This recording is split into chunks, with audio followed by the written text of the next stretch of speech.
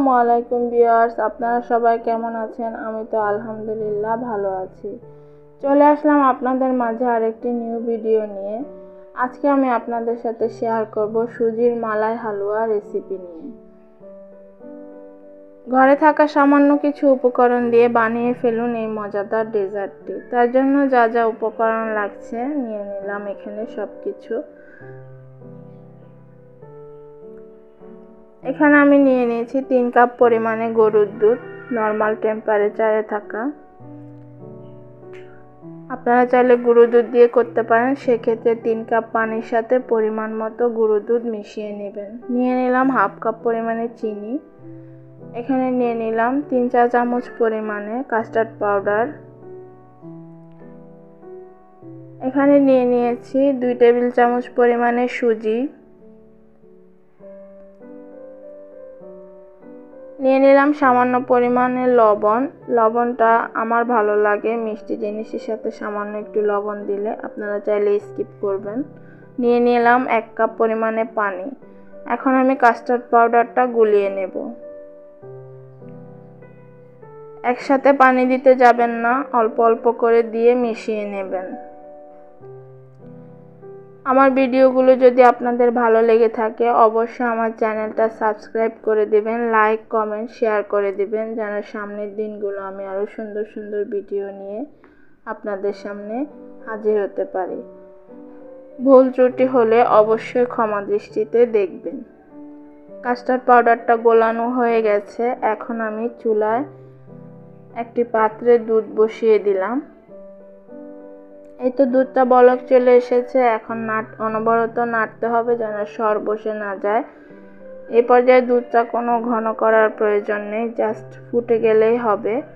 এখন দিয়ে দিব সুজি। আবারও নাড়তে হবে অনবরত, না হলে সুজি দলা পেকে যাবে। এই পর্যায়ে চুলার আঁচটা লোতে রেখে সম্পূর্ণ রান্নাটা করতে হবে। এখন দিয়ে দিব চিনি। চিনিটা আপনারা যে যার স্বাদ অনুযায়ী দিতে পারেন, বাড়িয়ে কমিয়ে।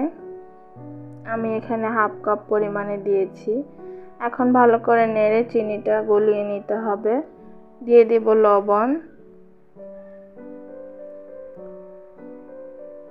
অনবরত নেড়ে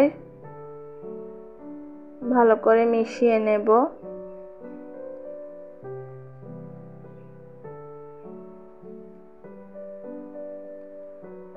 এই তো সুজিটা ফুটে গেছে। এখন আমি দিয়ে দিব গুলিয়ে রাখা কাস্টার্ড পাউডার।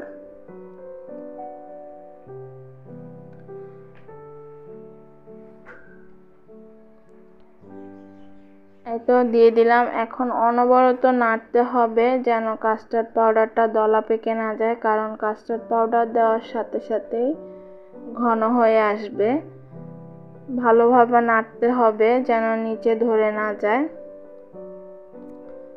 চুলার আঁচটা অবশ্যই লোতে রাখতে হবে।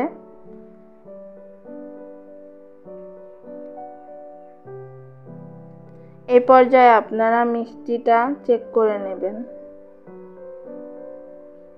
আমি এখানে সামান্য পরিমাণে ঘি দিয়েছিলাম, আপনাদের সাথে শেয়ার করতে পারিনি। 1 চা চামচ পরিমাণে ঘি।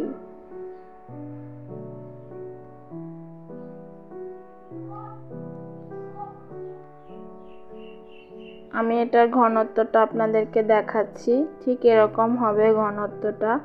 এখন আমি চুলাটা অফ করে দেব একটু ঠান্ডা হওয়ার জন্য।